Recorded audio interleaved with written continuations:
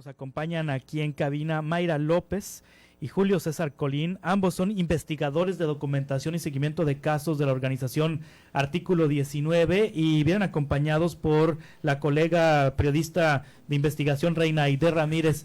Reina, muchas gracias por traernos siempre invitados de primer nivel.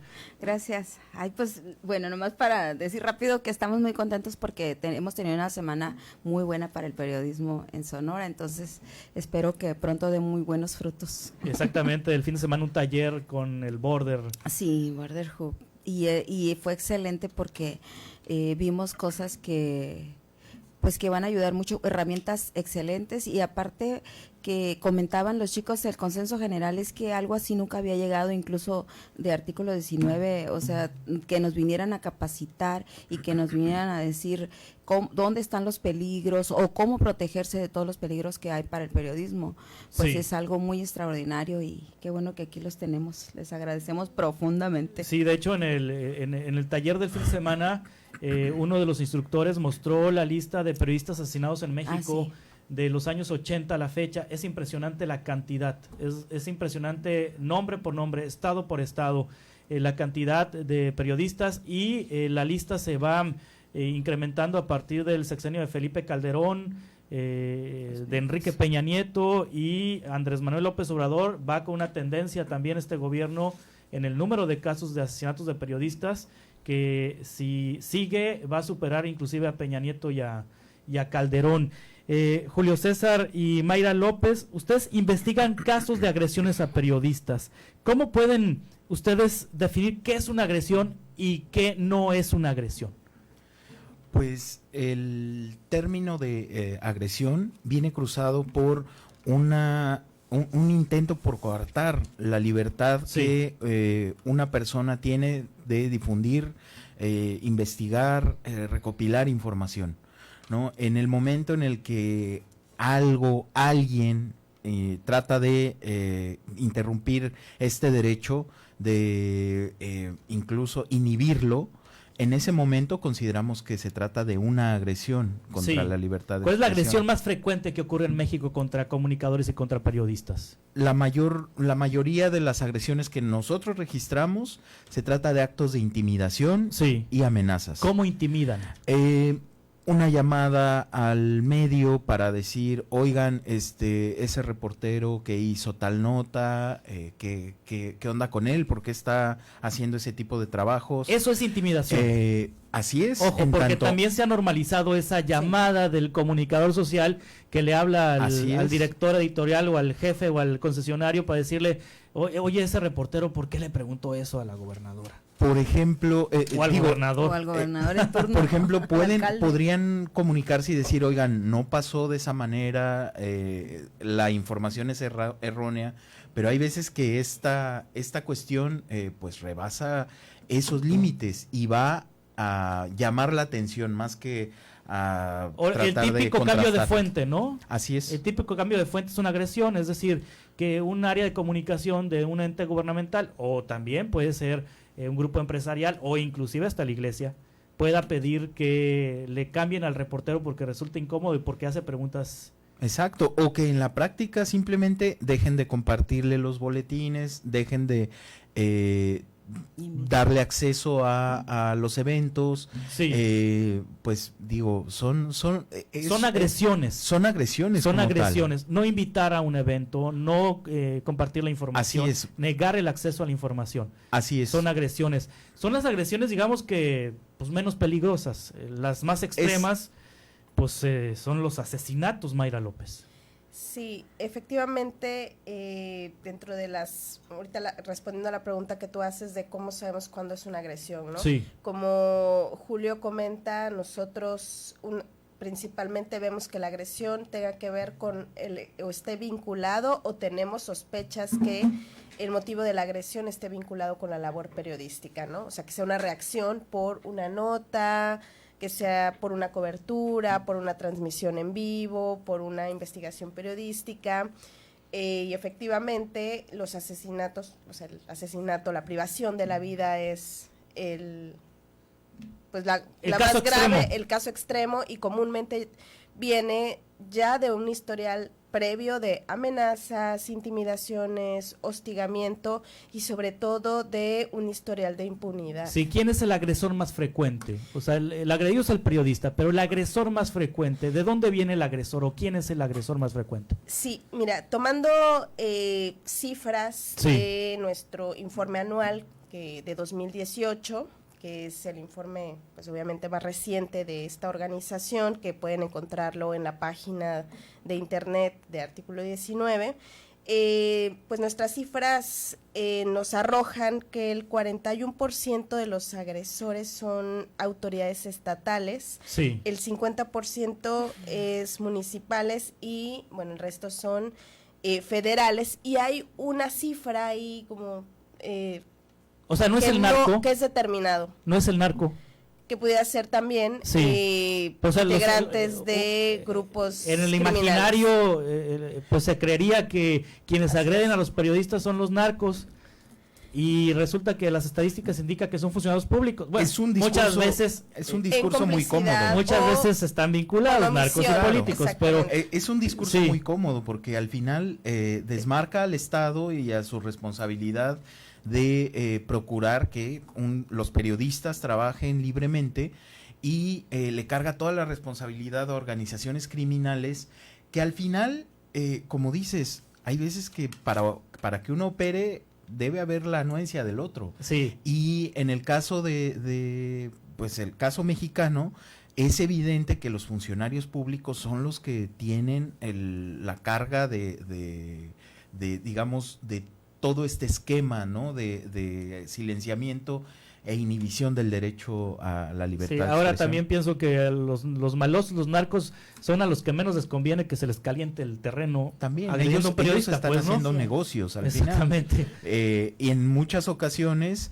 pues, sí son utilizados para inhibir, silenciar, para enviar mensajes, para amenazar, ¿no? Sí. El Estado de la República que tiene mayor número de casos de agresiones que ustedes, ¿dónde ubican ustedes las zonas del país más peligrosas para ejercer el periodismo? Bueno, pues nuestros informes 2017, todavía 2018, está arrojando Veracruz, Oaxaca, Guerrero, Chihuahua, y este año, igual Julio ahorita va a complementar, en 2018, pero además en 2019, se está viendo un incremento en las cifras en el estado de Quintana Roo. Quintana Roo aparece ahora como una de los estados de la República que anteriormente no habían aparecido dentro de la lista de mayores agresiones en el país, y este año no solo se colocó dentro de esta lista de entidades con mayores agresiones, sino que hemos visto un incremento considerable este año, no solo en número de agresiones, sino en la intensidad de estas agresiones, es decir, amenazas de muerte, privaciones de la libertad y, bueno, pues el asesinato, ¿no? Sí, por ejemplo, estamos platicando con Mayra López y con Julio César Colín, investigadores de documentación y seguimiento de casos de la organización Artículo 19, y también nos acompaña la periodista Reinaide Ramírez. ¿Les parece si me platican cómo está Sonora en este contexto nacional ahorita en 2 minutos? Claro. Y también que me platiquen este discurso del presidente de la República, Andrés Manuel López Obrador, de calificar, de adjetivar a la prensa, qué tanto puede provocar que este número de agresiones o que se normalicen las agresiones, y también qué tanta responsabilidad tiene muchas veces el periodista en que sea agredido cuando por una cuestión de falta de ética o por una cuestión de recibir sobornos o de prestarse a ser mensajero pudiera ponerse en riesgo. Me platican de esa parte ahorita. Claro, volver en 2 minutos. Soy Juan Carlos López, Julio César Colín y Reinaide Ramírez está con nosotros también de la Red Sonora de Periodistas. Y bueno, pues yo recuerdo que el año pasado en lo personal tuve un acompañamiento muy profesional de Artículo 19 con una situación que viví de acoso en redes y de acoso a través de campañas negras en redes sociales. Y en fin, bueno, ya está superada esa situación, pero un seguimiento puntual, y también cuando fue las agresiones 8, 9 al periódico Mediazum, que no fue sino hasta que Artículo 19 emitió una alerta que las autoridades locales tomaron cartas en el asunto. Finalmente el diario Mediazum cerró porque hubo presiones muy fuertes al propietario del diario.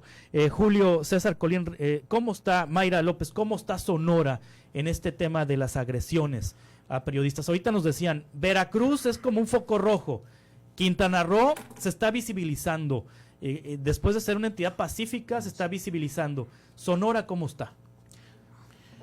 Bueno, en 2018, si bien no tenemos unas cifras muy altas, tenemos registradas 11 agresiones. No, pues son muchas, de todas maneras.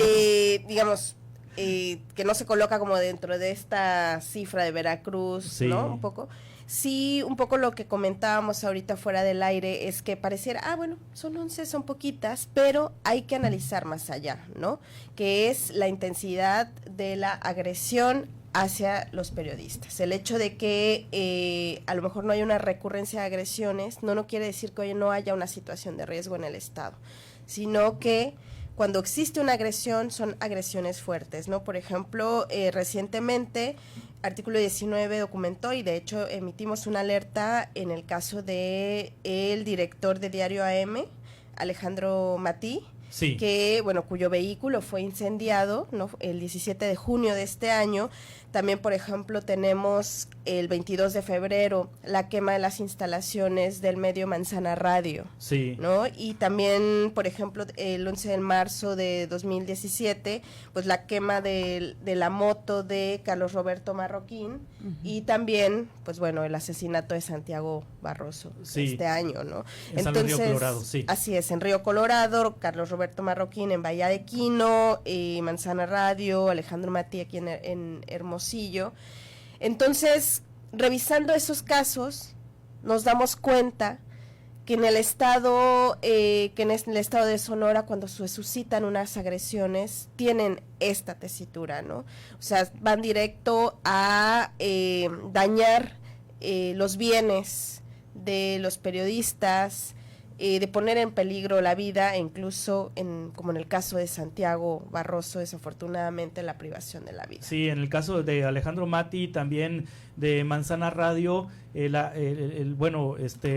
atentado al su vehículo, el incendio del vehículo fue en su domicilio, poniendo en riesgo la integridad de su familia, por supuesto, y en el caso de Radio Manzana, también en el domicilio del periodista, o sea, se incendiaron la cabina en el domicilio del periodista, cosa que incrementa, situaciones que incrementan la vulnerabilidad o el riesgo para los periodistas. Es decir, comparado con otros estados, el número de 11 agresiones, digamos que es baja para otras entidades de la República, pero esas 11 agresiones han sido intensas. Así es, han tenido una intensidad distinta.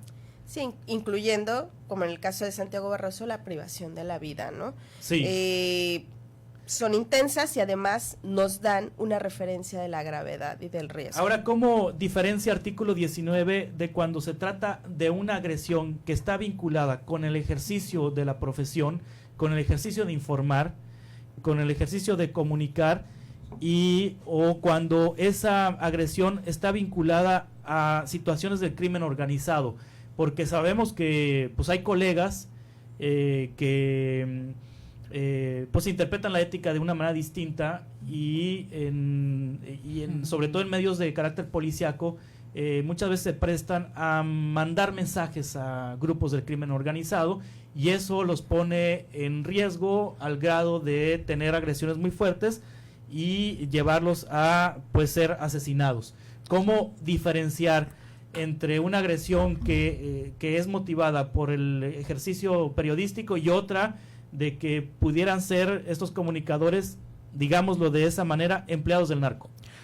Hay un contexto en esta situación, sí, que planteas, donde la agresión o la incapacidad del Estado de proveer condiciones para que un reportero no tenga que ceder a presiones, pues desde nuestro punto de vista hace que tengamos que tratar este tipo de situaciones también como pues condiciones adversas para la libertad de expresión. Claro.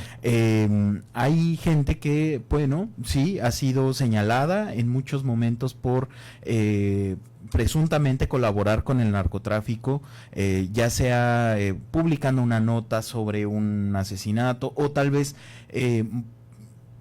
poniendo, digamos, en sus reportes diarios la tendencia de un grupo criminal que ha sido constantemente, digamos, abatido, ¿no? Pero el problema que vemos es que no hay una posibilidad de negarse tampoco, o sea, no hay una posibilidad de que digan, bueno, ya hice lo que en algún momento me pediste, ya no lo voy a hacer o ya no quiero hacerlo.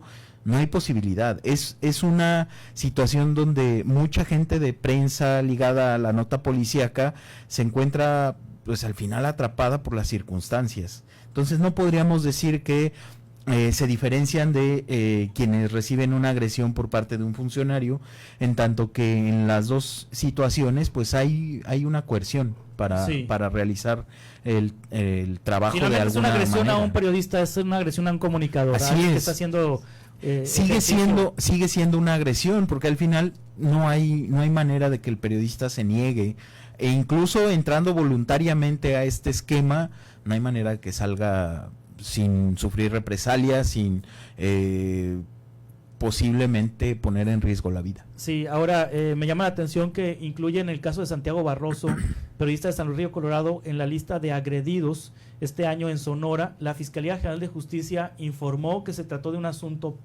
de personal, no vinculado con el ejercicio de su profesión. ¿Por qué lo incluye en este caso? ¿Hay dudas respecto al caso? Hay que pensar que las investigaciones por situaciones tan delicadas no salen, si se investigan de manera exhaustiva, diligentemente, no salen en tan poco tiempo. La Fiscalía tenía en unos días ya todo un móvil, toda una... Les hace ruido eso. Genera ruido y pues nosotros por eso exhortamos a que se agoten las líneas de investigación ligadas al ejercicio periodístico, porque al final también, ¿cuál es el efecto de un anuncio como el de Santiago en la familia, en los compañeros, en quienes buscan justicia por lo que sucedió? Pues que se sienten inhibidos porque pues la sociedad los va a señalar en cuanto en tanto que continúen con su demanda de la investigación, y pues al final hace que tal vez ese impulso por buscar qué fue lo que pasó pues se vea. De hecho, como la primera reacción de constreñido. las fiscalías en este país, de las fiscalías estatales de este país, porque son delitos del fuero común, la primera reacción es siempre decir no tiene nada que ver el ejercicio de la profesión, es vida personal, es un asunto pasional. Sí.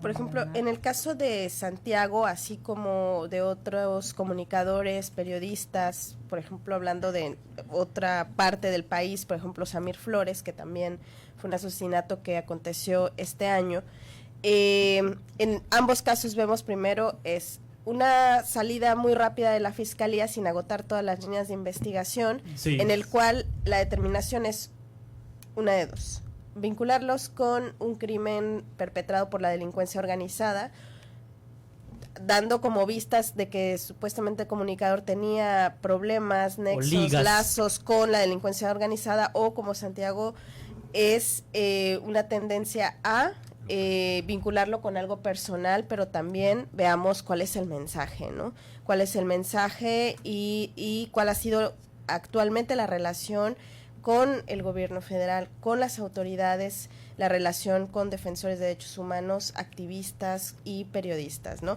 La otra es que también nosotros insistimos, en 2018 se aprobó el protocolo homologado para investigar delitos cometidos contra la libertad de expresión, en el cual las autoridades están obligadas, uno, a investigar todos los antecedentes de amenazas, riesgos a la vida que sufría el periodista previo a su asesinato. Número dos, el contexto en el que se desarrolla el asesinato. Si tú tienes un contexto donde hay impunidad elevada, pero además hay un clima de agresiones contra periodistas, tienes que buscar la cobertura, es decir, las autoridades tienen que realizar una serie de diligencias vinculadas a la labor periodística, pero si en la investigación sale, sabes que no tiene que ver con la labor periodística y es otra, bueno, pero al menos ya investigaste. Claro, agotar todas las líneas de investigación. Me quedo con ganas de platicar de López Obrador, pero se me terminó el tiempo. Lo platicamos en otra ocasión. Gracias, Mayra, por estar aquí en Sonora. Mayra López, gracias, Julio César Colín, ambos investigadores de documentación y seguimiento de casos de la organización Artículo 19. Y Reina Aida Ramírez, muchas gracias, Reina, por organizar estos eventos aquí en favor del periodismo sonorense. Gracias.